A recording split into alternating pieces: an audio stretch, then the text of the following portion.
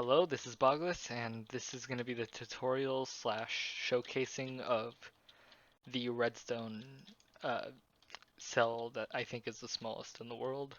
I'm not sure though. At least it's the smallest I've seen on YouTube, which is what I'm going by. So this is the general idea of what I'm doing. Uh, Here is a latch of the signal strength. So this comparator faces into this block, which powers this redstone, which powers this comparator, it basically is a loop of power, and that feeds into itself. So over here is another design of the same kind of. It's basically the same idea. It's just offset a little, and this is the one I'm actually using in my design. So here is just this is just showing how you can use this to store data.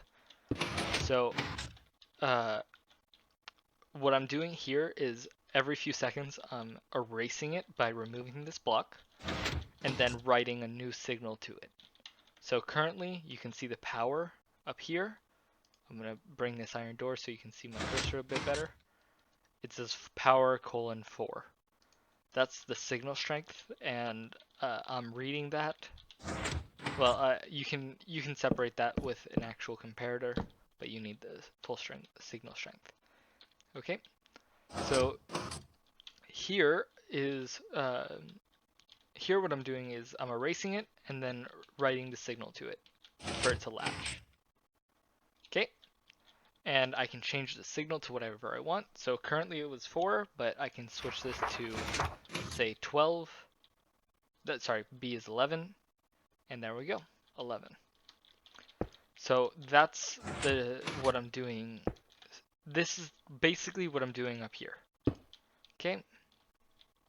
So this is the smallest design I could make that was tileable in X, Y, and Z, and had the data for a read enable and a write enable.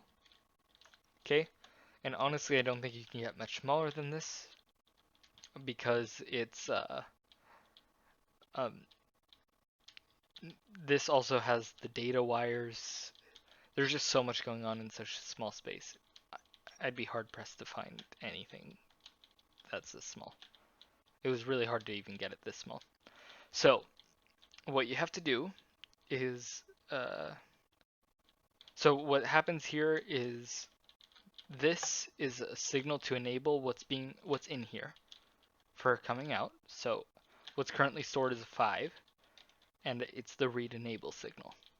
Okay, but if I wanted to store, let's say, C, which is 12, I send in the signal, which is power 12, and then I enable the write command.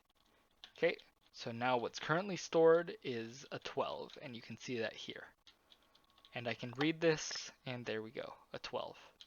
And you can read and write independently of each other, so it doesn't matter if one's on or the other. Okay, so then I decided to build the circuit for the control, because I don't want to flip a lever each time I want to store something. I want it to do it automatically. Along with I want to control which cell gets done automatically. So that's what this is. So here we have an X input and a Y input. So only if both of these are on will the read enable be on. So if this one's off, this is off. If this one's on and this is off, it's off. And if both of them are off, it's off. And if both of them are on, it's on. It's an AND gate, basically. Okay, but then this other one is linked to the same thing, but has another thing keeping it off, which is this write enable. So if I want that to turn on, I have to place a signal here, and that allows me to write. Okay, and that's done. So these torches are conveniently placed right underneath this block and this block, which that's how I designed it. Okay, this just proves that this circuit works works right next to each other. So this is what the design would look like from this side and from this side. Okay. I actually reversed the order here. This one was reversible. Okay. So up here, what I did was I got one of these selector circuits, copied it onto the bottom. Then I got two of these and copied it on top of each other right here. Okay. So now each X and Y correspond to a single byte of data. Okay, so in here I could change this and input different values. So let's say I wanted to write, I don't know, 33. So I switch that to 3 and switch this to 3. But currently the previous values are still stored, the 6 and the 9.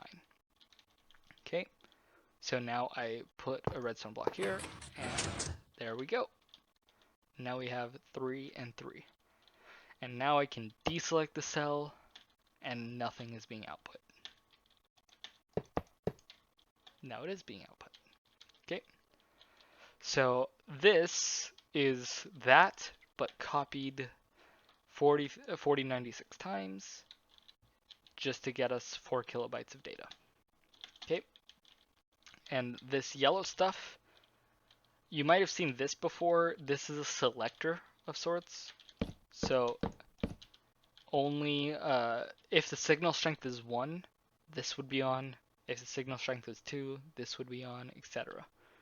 And if you look right here, lectern,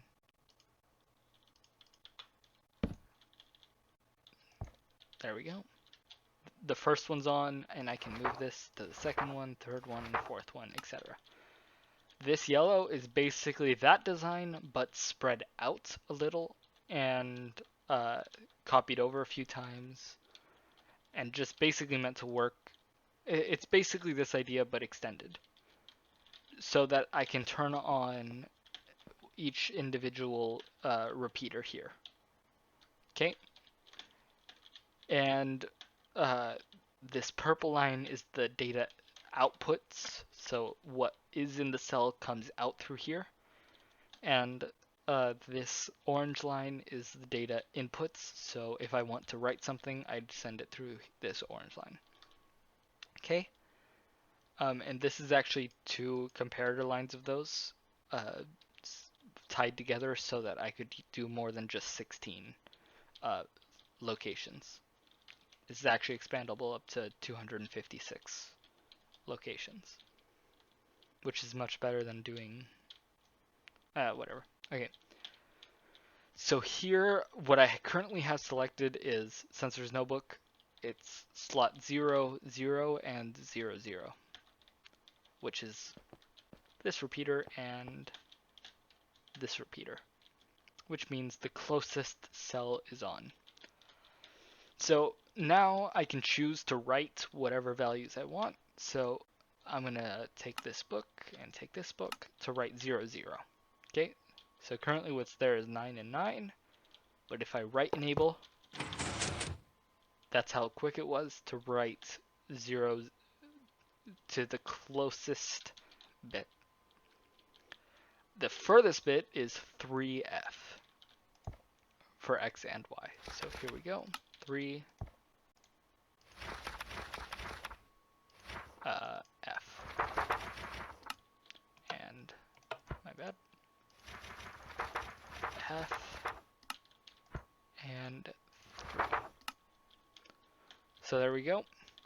Right now what's currently happening is it's switching over each cell. So that's why it's blinking. And once it gets over to the last one, it should stop blinking. It takes a little while because the signal has to go through comparators all the way to the end. And actually you can see, wait a second, did I set this to 2? No. That repeater is the wrong one. It should be further than that. Ah, that's what it is. This should be on F. and you can see that redstone, that repeater going all the way to the end. And there we go.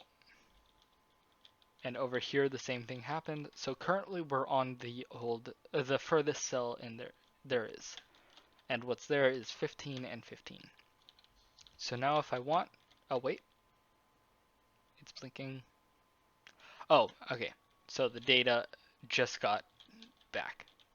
That's what happened there. So what's there is actually 0 and 15. So here, what I'm going to do is actually switch that and put 0 on the bottom one and 8 on the top one, because why not? Okay? So I have to wait a second for the data to get at least to over here, and then I can write the data. So now is what I'm going to do it. And you can see on the lagometer down here, it takes a little bit of, a lot of the server to just run this. So here it comes. It takes roughly 30 seconds for the data to get back here. Remember, we're writing 0 on the bottom one and 8 on the top one. And there it goes. That's how long it takes to write to the furthest bit. Okay. And you can cut that time in half if you reverse the order of the purple lines and copy it over to that end. So that each path is the longest each path has the same distance and takes the same amount of time. So what I'm going to do here, first I'm going to delete this. And this. Okay. /kill e type equals item. Okay. So I'm going to first build this, and then I'm going to build this. Okay. So first what I always like to do is make a 4x4 platform. Okay. And then what we have is a block here, a repeater, a block, a dust, a block, and a torch. Oh, whoops. A torch. Okay. This is the data, the right data line. So it feeds into itself and over into this block, or into this torch. Okay, that torch goes into a repeater, which goes into a floating block, which goes into a block with a torch on it, just like this. Okay, then what we're going to have is 2 blocks with redstone dust on top of them, and another floating block with a redstone torch on it. Okay. So now we have to do the X and the Y.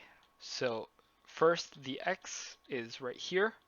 So it's basically a copy of this, but with the repeater turned into a dust, and the dust turned into a repeater.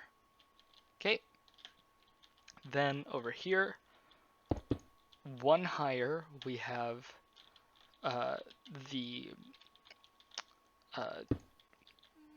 I apologize, the data line for the Y axis. So what we have is this as a repeater, then, wait 1 second. It's a block, then a repeater. No. A block, then a dust, then a block, then a repeater. My bad. So then what we need is 1 block next to this redstone dust down here, and and then 2 torches on here and here, so that this powers this dust, and this needs a block on top so that it powers this dust again. Okay, and now we should have a working design. Let me just test it to make sure, because I've made a lot of mistakes. This is like my 10th time recording. Okay, so here's the x coordinate, the y coordinate, and if both are on, then this is the read enable. Okay, and then if this one's on, it's the write enable. So if I turn one of these off, that's off. And if I have the other one off, this one's off. And this one won't do anything if both of those aren't on. Apologize for the hiccups. Okay, and now I'm going to build the data storage. So I'm again going to go out a few blocks. So what this needs is a 4x4 platform, except and right next to where these torches are, we're going to put 2 torches. So here and here. And then both of these go up 1 and up 1. Okay. Then I like to then since this back one is the data the write enable, I put a piston facing down onto this torch, along with a block right there. Now you can put in the latch. So what we need for this is comparators. Let's do this one. So what you need is a comparator on the ground right here, facing the corner, facing into a block with a dust on it, which powers this block on right underneath the piston. And then you need a comparator facing out of that block and into a new block with a redstone dust on it. Then you need an observer to bend this this wire while not bending this wire. Observer is the only thing in the game that can do that, probably until 1.16 with the target block. With the target block, I could do something that's not the observer. Okay. Then here, where I place this block as a temporary block, it needs to be a comparator on subtract mode, and this block next to the torch and the comparator needs to become a glass, or something that can't be powered. Glass or glowstone, or anything like that. Okay. The reason why is because it powers this by quasi-connectivity right there. Then here we have a block in front of this comparator facing into a redstone dust. Then the redstone dust is surrounded by 2 blocks, and then you can have a comparator facing either direction. That tells you which direction the data will go. So the way I built it, it's going to go back this way. Okay. Then you have another thing. This bottom part basically copied right on top, like this, and 2 blocks. Now again, this comparator can be faced either direction. Okay. The way I did it in this design was to have it facing this way so that they're opposites. That way, whenever you send in the data comes back to the same spot. This is slower for farther away stuff and quicker for closer stuff, but you don't have to do it this way. Then you need 2 blocks down here with a repeater on 2 ticks and a comparator on subtract mode. Then a final thing is a block on top of this redstone dust. And that should be it. We can test it real quick though. So first, we've got to get these 2 comparators. And I'm going to read out of it. Okay. So now what's currently stored is 0, but I'm going to write in a 15. Hi, give me a second. Then I'm going to uh, write enable. That's this line. That piston should move. And there we go. A 15 is now stored. Again, the 15 is right next to this power. Nothing's being output unless I do the read enable. So yeah, it's working. And now all you have to do, I'm not going to do this, but you put this on top of this and make sure that the block underneath this torch is the read enable torch. Okay. So this is what it should look like if you did this. That's where that glass goes. Okay. Thanks for watching, I guess.